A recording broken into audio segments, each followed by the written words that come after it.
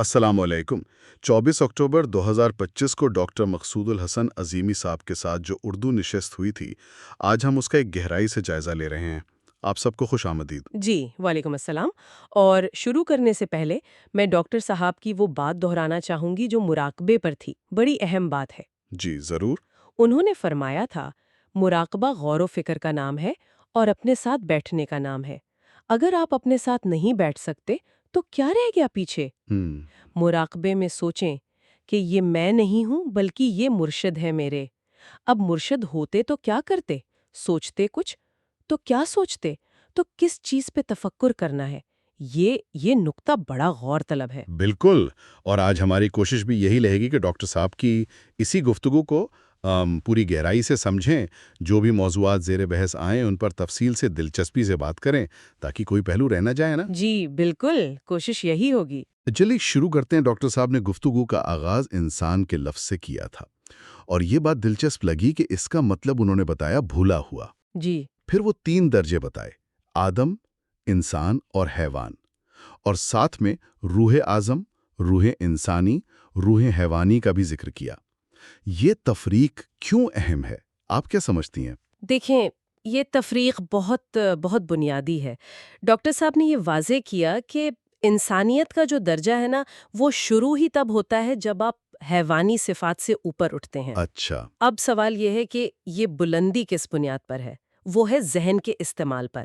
انہوں نے مثال دی کہ جانور جو ہیں وہ ذہن استعمال نہیں کرتے، صحیح۔ مطلب وہ کوئی اوزار نہیں بناتے، گھر نہیں بناتے حالات کے مطابق۔ انسان یہ سب کرتا ہے۔ تو یہ جو فرق ہے نا، ذہن کا استعمال، یہی آپ کو حیوان سے ممتاز کرتا ہے۔ یہ انسانیت کی پہلی سیڑھی ہے، آپ کہہ لیں۔ ٹھیک کہہ رہی ہیں۔ تو یہ ایک شعوری فرق ہوا۔ اچھا، اگر انسان کا مطلب بھولا ہوا ہے تو پھر سوال یہ اٹھتا ہے، بھائی انسان کیا بھولا ہوا ہے؟ اس پر ڈاکٹر صاحب نے کیا روشنی ڈالی؟ جی، ان کے مطابق انسان اپنی اصل بھولا ہوا ہے، اپنی روحانی وراثت۔ اس میں کئی چیزیں آ جاتی ہیں۔ ایک تو اللہ سے اپنا وہ اصلی تعلق جو روح ازل میں تھا۔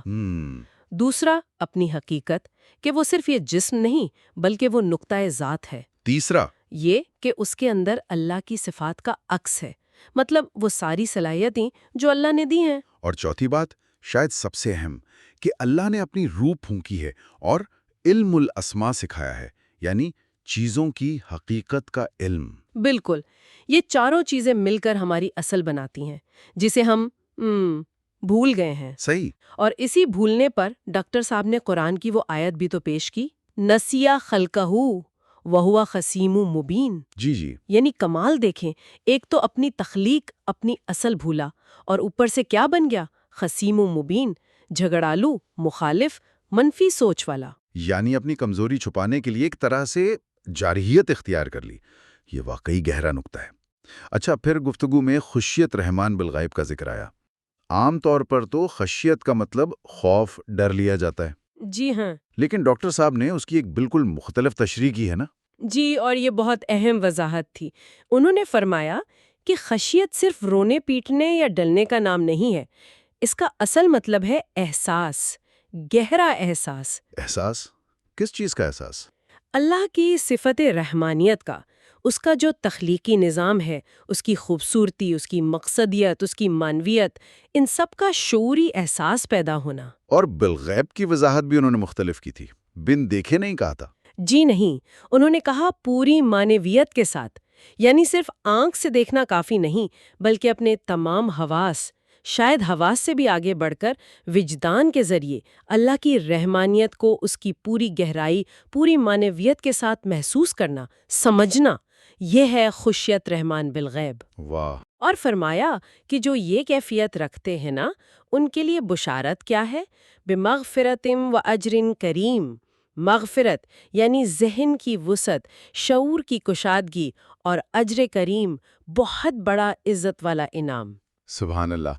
اچھا، پھر ڈاکٹر صاحب نے اپنے مرشد حضور مرشد کریم خواجہ شمس الدین عظیمی صاحب کا حوالہ دیا اور قرآن کے 3 حصے بتائے: عبادات، معاشرت، تاریخ اور معاد۔ جی۔ تاریخ والے حصے کی وضاحت بڑی دلچسپ تھی ان کی۔ وہ صرف واقعات نہیں تھے۔ بالکل نہیں۔ انہوں نے فرمایا کہ قرآن کا جو تاریخی حصہ ہے وہ اصل میں انسانی فکر کے ارتقاء کی کہانی ہے، تھاٹ ایولیوشن۔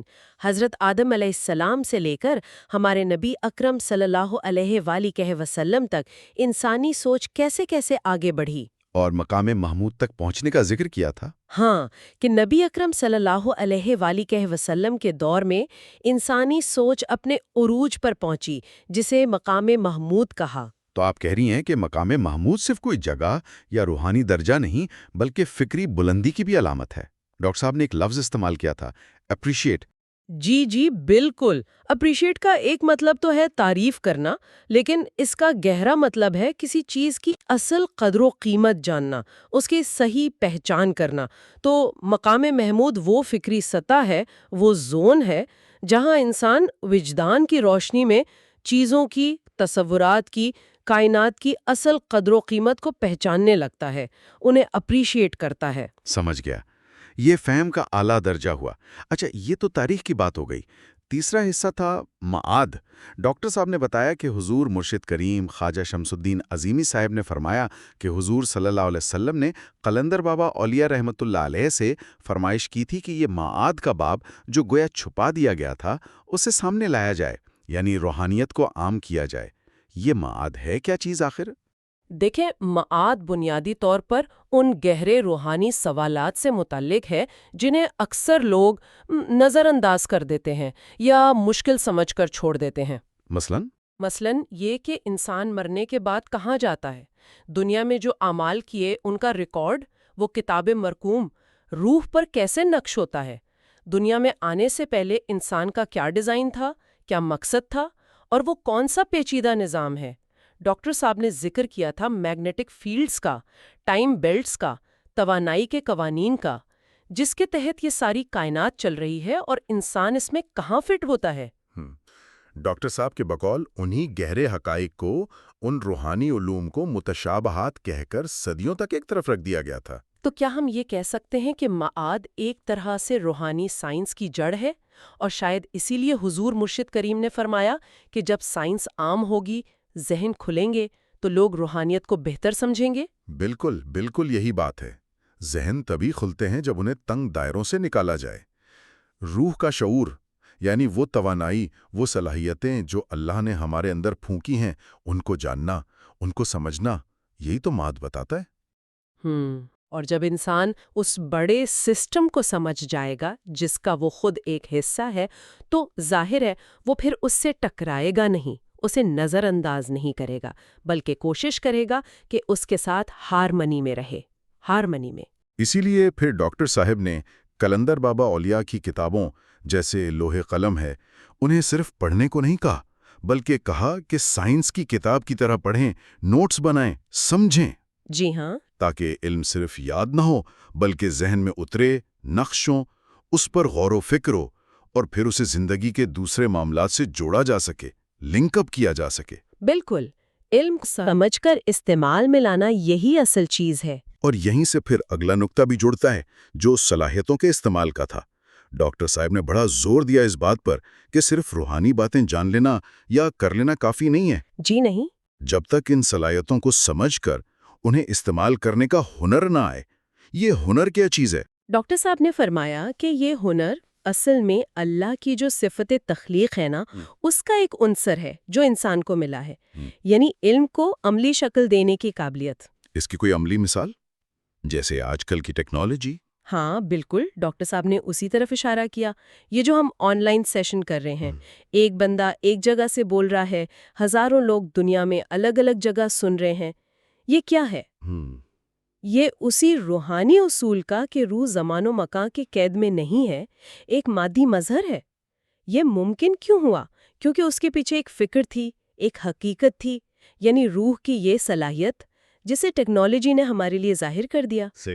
اور قلندر بابا اولیاء رحمۃ اللہ علیہ کا اصل کام یہی تھا کہ انہوں نے ہمیں ان خود ساختہ فکری سانچوں سے نکالا جو سیٹ پیٹرنز بن گئے تھے۔ انہوں نے بتایا کہ یہ جو وقت ہے، یہ فاصلہ ہے، ٹائم اینڈ اسپیس، یہ کوئی باہر کی چیز نہیں ہے جس کے ہم قیدی بنے ہوئے ہیں۔ تو پھر یہ کیا ہے؟ یہ ہمارا اپنا بنا ہوا شعور ہے جو ہمیں ان کا قیدی سمجھتا ہے۔ اصل حقیقت وہ آزادی ہمارے اندر موجود ہے۔ سبحان اللہ۔ اچھا جی، گفتگو میں ایک سوال وہ بھی تھا جو بہت عام ہے، میوزک کے بارے میں۔ جی حلال ہے، حرام ہے، اس پر بڑی بحث رہتی ہے۔ ہاں، وہ سوال آیا تھا۔ ڈاکٹر صاحب نے اس پر کیا فرمایا؟ پہلے تو انہوں نے ذرا مسکرا کر کہا کہ بھئی یہ فتویٰ تو مولوی صاحب سے لیں، لیکن پھر انہوں نے معاملے کی حقیقت پر بات کی۔ انہوں نے قرآن کا حوالہ دیا، حضرت داؤد کا، لہن داؤدی، لہن داؤدی، جی۔ کہ ان کی آواز میں وہ تاثیر تھی۔ قرآن کہتا ہے کہ پرندے رک جاتے تھے، پانی ٹھہر جاتا تھا۔ یہ کیا تھا؟ یہ آواز کی لہروں کا، ساؤنڈ ویوز کا اثر تھا۔ اچھا۔ اور پھر ایک اور بات بتائی جو شاید بہت کم لوگ جانتے ہیں، کہ میوزک کے جو آلات ہیں، مزامیر، وہ بھی حضرت داؤد علیہ السلام کی ہی ایجاد ہے۔ واقعی؟ یہ تو مجھے بھی نہیں معلوم تھا۔ جی، تو ڈاکٹر صاحب کا جو نقطہ تھا وہ یہ تھا کہ جب سارا نظامی لہروں پر، ویوز پر چل رہا ہے، روشنی کی لہریں ہیں، آواز کی لہریں ہیں، توانائی کی لہریں ہیں، تو آواز کی لہروں کو ایک خاص ترتیب سے، ایک سلیقے سے، حسن کے ساتھ استعمال کرنا، یعنی موسیقی، وہ بذات خود کیسے برا یا منفی ہو سکتا ہے؟ آواز تو اللہ کی تخلیق ہے۔ بات تو منطقی ہے۔ انہوں نے ایک اور زاویہ بھی پیش کیا تھا نا، کہ جن چیزوں کی ممانعت واضح ہے۔ ہاں، یہ بڑا اہم نقطہ تھا کہ بھئی جو چیزیں بالکل واضح طور پر منع ہیں، جیسے سود ہے، ربا، قرآن میں کتنی سختی ہے اس پر، اس سے بچنے کی فکر کیوں نہیں کرتے لوگ؟ صحیح۔ یا وہ جو غض بصر کا حکم ہے، نگاہیں نیچی رکھنے کا، اس پر عمل کیوں نہیں ہوتا؟ موسیقی کے پیچھے کیوں پڑے ہیں؟ تو پھر حاصل کلام کیا تھا؟ اعتدال۔ بالکل، بیلنس۔ کسی بھی چیز میں انتہا پسندی غلط ہے، چاہے وہ موسیقی میں بالکل ہی کھو جانا ہو یا اس سے شدید نفرت کرنا ہو، دونوں رویے ٹھیک نہیں۔ توازن ضروری ہے، یہ نہیں کہ کان میں کہیں سے آواز پڑ گئی تو فوراً استغفار شروع کر دیں۔ انہوں نے فقیر کے زاویہ نگاہ کی بات کی تھی۔ جی، کہ فقیر نہ اچھا دیکھتا ہے نہ برا، وہ حقیقت دیکھتا ہے۔ اگر کہیں کچھ غلط ہے تو اسے غلط کہے گا، اور اگر اس کے بس میں ہے تو اصلاح کی کوشش کرے گا، بس۔ اور وہ اپنا ذاتی واقعہ بھی سنایا تھا انہوں نے، لتا منگیشکر والا۔ ہاں، وہ بڑا دلچسپ تھا۔ جب انہوں نے اپنے مرشد حضور مرشد کریم خواجہ شمس الدین عظیمی صاحب سے پوچھا کہ لوگ کہتے ہیں لتا کے گلے میں بھگوان بولتا ہے، جی۔ تو مرشد کریم نے فوراً جواب دیا، ہاں بھگوان ہی تو بولتا ہے، ہر بندے کے اندر اللہ ہی تو بول رہا ہے، یہ بس دیکھنے اور سمجھنے کا فرق ہے، نقطہ نظر کا۔ بہت خوب۔ اچھا، گفتگو میں بائبل کا بھی ایک حوالہ آیا، God said light and there was light. اس پر ڈاکٹر صاحب نے کیا تبصرہ کیا؟ انہوں نے فرمایا کہ یہ جملہ تخلیق کے عمل کا ایک پہلو دکھاتا ہے کہ روشنی سے پہلے کچھ نہیں تھا، مکمل اندھیرا، عدم، یہ ہونے کا ایک نقطہ تھا۔ اور پھر آپ کہہ رہی ہیں کہ قرآن نے اس کی زیادہ مکمل وضاحت کی؟ وہ ڈاکٹر صاحب نے کیسے بیان کی؟ جی، ڈاکٹر صاحب نے بتایا کہ قرآن کے مطابق عمل یوں ہوا، سب سے پہلے اللہ نے ارادہ کیا، وہ لمحہ جب ارادہ کیا وہی زمان یعنی ٹائم بن گیا، اس ارادے کے جو خدوخال تھے وہ مکان یعنی اسپیس بن گئے۔ اچھا۔ پھر اس ارادے کے مطابق ایک پورا پروگرام، ایک ڈیزائن بنا۔ جب وہ پروگرام مکمل ہو گیا تو اسے حکم ملا، کن یعنی ہو جا، یا بہتر کہیں تو حرکت میں آ۔ حرکت میں آ۔ جی، اور اس حکم کے نتیجے میں کیا ہوا؟ فیقون، پس وہ پروگرام حرکت میں آ گیا، چل پڑا، ڈسپلے ہونا شروع ہو گیا۔ تو یہ کائنات جو ہمیں نظر آ رہی ہے، یہ اس حرکت کا نتیجہ ہے؟ بالکل، یہ حرکت ہی ڈسپلے ہے۔ ہمارے ذہن سے جو خیال نکل کر عمل بنتا ہے وہ بھی تو حرکت ہے۔ اسی بنیادی حرکت سے پھر مختلف قسم کی لہریں بنی، روشنی کی، آواز کی، ہوا کی، پانی کی، اور روشنی کی بھی کتنی قسمیں ہیں۔ کچھ ہم دیکھ سکتے ہیں، ویزیبل لائٹ، اور کتنی ہی ہیں جو ہم نہیں دیکھ سکتے، انویزیبل اسپیکٹرم، ریڈیو ویوز سے لے کر کاسمک ریز تک۔ تبھی پھر قلندر بابا اولیاء نے فرمایا ہوگا کہ اندھیرا بھی ایک روشنی ہے۔ ایگزیکٹلی، کیونکہ وہاں بھی لہریں ہیں، بس ہماری آنکھ انہیں دیکھ نہیں سکتی۔ یہ کائنات کی بنیاد کو سمجھنے کا بالکل ہی الگ زاویہ ہے۔ اور ذات کی تعریف بھی بتائی تھی ڈاکٹر صاحب نے حرکت کی بنیاد پر۔ جی، فرمایا لاشمار حرکات کا مجموعہ ہے اور لاشمار حرکات کو جنم دیتی ہے، یعنی تخلیق کا آغاز ہی حرکت سے ہوا، ایک ایسے وجود سے جس میں خود حرکت کی لامحدود صلاحیت تھی، اور اس نے ایک منظم پروگرام کو حرکت دی۔ بہت خوب۔ اچھا جی، نشست میں ایک سوال حضور مرشد کریم کے کسی پیراگراف کے حوالے سے تھا، جس کا خلاصہ کچھ یوں تھا کہ اللہ کی ہر فکر علم ہے، انسان علم کا مجموعہ ہے، اللہ بیماریوں سے پاک ہے، اور اگر انسان کو جو پہلی نظر ملی ہے اسے صحیح استعمال کرے تو بیماریوں سے نجات پا سکتا ہے۔ یہاں یہ پہلی نظر کیا چیز ہے؟ ڈاکٹر صاحب نے اس کی بڑی عملی، بڑی پریکٹیکل تشریح کی۔ پہلے تو یہ سمجھایا کہ کائنات میں ہر شے علم ہے، مثبت علم بھی ہے جیسے صحت، اور منفی علم بھی ہے جیسے بیماری۔ ٹھیک۔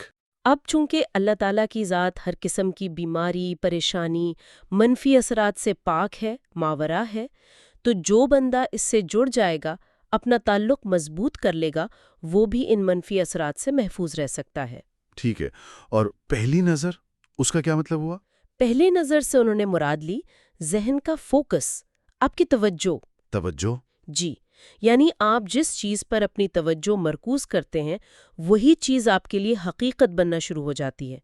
اگر آپ ہر وقت مسائل، پریشانیوں کا رونا روتے رہیں گے، ان پر ہی دھیان رکھیں گے، ڈاکٹر صاحب نے لفظ استعمال کیا جگالی کرنا۔ ہاں، مسائل کی جگالی کرنا۔ جی، تو آپ کو ہر طرف مسائل ہی نظر آئیں گے اور وہ بڑھتے جائیں گے۔ اس کے بالکل برعکس اگر آپ اپنی توجہ مسائل سے ہٹا کر ان کے حل پر مرکوز کر دیں تو کیا ہوگا؟ آپ کو حل سوجھیں گے، راستے نظر آئیں گے، اور وہی چیز حقیقت بن جائے گی۔ یہ تو بڑی زبردست بات ہے، یعنی فوکس شفٹ کرنے کی بات ہے۔ اس سلسلے میں ڈاکٹر صاحب نے کامیابی کے کچھ گر بھی بتائے تھے، ہے نا؟ جی ہاں، 3 بڑے اہم گر بتائے تھے۔ پہلا، مسائل کی جگالی بند، حل سوچنا شروع۔ ٹھیک۔ دوسرا، یہ رونا بند کہ میرے پاس وسائل نہیں ہیں، پیسے نہیں ہیں، تعلقات نہیں ہیں۔ کام شروع کریں۔ جب آپ کام پر فوکس کریں گے، وسائل خود بخود پیدا ہوں گے۔ اور تیسرا، کامیابی کے لیے 3 چیزیں لازمی ہیں: محنت، ایمانداری اور ہنرمندی۔ محنت کی وضاحت بھی انہوں نے بڑی دلچسپ کی تھی، اگر آپ کو یاد ہو۔ اوہ ہاں، بالکل۔ انہوں نے بتایا کہ محنت جو لفظ ہے نا، یہ عربی کے محن سے نکلا ہے اور اسی سے لفظ امتحان بنا ہے۔ اچھا۔ اور دنیا کیا ہے؟ دارالمحن، امتحان کی جگہ۔ تو محنت کا مطلب صرف وہ جسمانی مشقت، وہ تھکاوٹ نہیں ہے۔ محنت اصل میں وہ کوشش ہے جو کسی مقصد، کسی ٹارگٹ، کسی امتحان کو کامیابی سے پاس کرنے کے لیے پوری توجہ اور لگن سے کی جائے۔ یعنی اگر ٹارگٹ حاصل ہو گیا، امتحان پاس ہو گیا، تو وہ محنت ہے، ورنہ صرف تھکاوٹ ہے۔ بالکل، ورنہ وہ صرف تھکنا ہوا۔ یہ نقطہ ہمارے یہاں محنت کے تصور کو ٹھیک کرنے کے لیے بہت ضروری ہے۔ واقعی بہت اہم ہے۔ اچھا، 2 اور ٹرمز تھیں جن کا فرق پوچھا گیا، ادراک اور وجدان۔ ان میں کیا فرق ہے؟ ڈاکٹر صاحب نے بتایا کہ ادراک سیدھا سادہ مطلب ہے سمجھنا، کسی چیز کو حواس سے، عقل سے جان لینا، ٹھیک؟ جی۔ وجدان جو لفظ وجدہ سے ہے، جس کا مطلب ہے پانا، یہ سمجھ سے اگلا لیول ہے۔ یہ وہ کیفیت ہے جب اللہ کی طرف سے کوئی علم، کوئی حقیقت آپ پر کھلتی ہے، عطا ہوتی ہے، اور آپ کی سمجھ، آپ کا ادراک اس حقیقت کو پا لیتا ہے، اس تک پہنچ جاتا ہے۔ تو یہ فکر سے مختلف ہے؟ جی، فکر کی ایک حد ہوتی ہے۔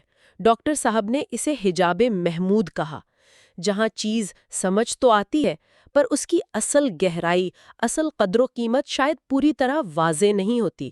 وجدان اس پردے کو ہٹا دیتا ہے، وہ علم سیدھا اندر اتر جاتا ہے۔ سمجھ گیا۔ اچھا، روح کی صلاحیتوں کا ذکر چل رہا تھا تو کشف المنام کی بات ہوئی۔ یہ مراقبے سے کیسے مختلف ہے یا زیادہ گہری حالت ہے؟ ڈاکٹر صاحب نے بتایا کہ منام کا لفظی مطلب ہی گہری نیند ہے، جی۔ تو کشف المنام مراقبے سے یقیناً زیادہ گہری روحانی حالت ہے۔ پہلے انہوں نے فتح کی وضاحت کی جی، وہ کیا تھی؟ کہ جب کوئی شخص اپنی مرضی سے ارادی طور پر اور شعور کو قائم رکھتے ہوئے بیداری کی کیفیت سے نکل کر خواب جیسی حالت میں چلا جائے تو یہ فتح ہے۔ ٹھیک۔ اور منام؟ جب اسی فتح کی حالت میں مزید گہرائی پیدا ہو جائے، شعور بھی پوری طرح بیدار ہو، ارادہ اختیار بھی کام کر رہا ہو، لیکن حالت نیند جیسی گہری ہو، تو یہ منام ہے۔ عام نیند میں تو ہمارا شعور کٹ جاتا ہے نا؟ جی۔ خواب میں بس ذات کی حرکات کے کچھ دھندلے سے عکس ذہن میں رہ جاتے ہیں، لیکن اگر مراقبے سے، استرخاء سے قوت ارادی اتنی بڑھ جائے کہ انسان اپنی ذات کی حرکات کو یا دوسرے روحانی حقائق کو براہ راست شعور کے ساتھ دیکھنے لگے تو یہ حالت نوم یا منام کہلاتی ہے۔ اور ڈاکٹر صاحب نے وہ حضرت ابراہیم علیہ السلام والے واقعے کی مثال دی تھی، اور کی ایک بہت بلند سطح ہوئی۔ جی ہاں، محض نیند یا خواب نہیں۔ آخر میں ایک بہت ہی اہم اور بڑا عملی سوال تھا سود کے بارے میں، ربا۔ قرآن میں اتنی سخت وعید کیوں ہے اس پر؟ اللہ اور رسول سے جنگ تک کہا گیا۔ ڈاکٹر صاحب نے اس کی وجہ کیا بتائی؟ ڈاکٹر صاحب نے اسے ایک سادہ سی مثال سے سمجھایا۔ فرض کریں میں آپ کو 1,00,000 روپے قرض دیتی ہوں جی، اور شرط یہ رکھتی ہوں کہ آپ مجھے ہر مہینے 5,000 روپے اضافی دیں گے سود کے طور پر، اور اصل رقم بھی بعد میں واپس کریں گے۔ ٹھیک ہے۔ اب سوال یہ ہے کہ یہ جو اضافی 5,000 روپے میں لے رہی ہوں یہ کس چیز کے بدلے میں ہے؟ میں نے آپ کو کوئی اضافی چیز دی، کوئی خدمت کی؟ نہیں نہیں، تو پھر وقت بیچ رہا ہے۔ وقت بیچ رہے ہیں۔ اور وقت کیا ہے؟ وہ حدیث کا حوالہ دیا تھا ہم نے۔ جی، ڈاکٹر صاحب نے حدیث قدسی کا حوالہ دیا تھا، لا تسبوا الدہر فإن اللہ هو الدہر۔ زمانے کو برا مت کہو کیونکہ زمانہ تو اللہ ہے۔ اللہ اکبر۔ یعنی وقت اللہ کی تجلیات میں سے ایک تجلی ہے، تو وقت کو بیچنا، اس کی قیمت لگانا، گویا اللہ کی تجلی کو بیچنا ہوا۔ یہ تو واقعی بہت بہت سنگین بات ہوئی، اسی لیے پھر قرآن نے اسے اتنا سخت گناہ قرار دیا۔ اللہ اور رسول سے جنگ؟ بالکل، اسی لیے اللہ نے فرمایا یمحق اللہ الربا، اللہ سود کو مٹاتا ہے، اسی لیے اسے شیطانی عمل کہا۔ یہ سیدھا سیدھا اپنے خالق کے بنائے ہوئے نظام سے ٹکرانا ہے۔ ڈاکٹر صاحب نے یہ بھی بتایا کہ یہ شریعت موسوی میں بھی منع تھا، لیکن بنی اسرائیل نے کیا کیا؟ تحریف کر لی کہ ہم سود دیں گے نہیں، لیں گے۔ افسوس۔ اور افسوس کہ کچھ مسلمانوں نے بھی ایسی ہی کوئی منطق نکالنے کی کوشش کی۔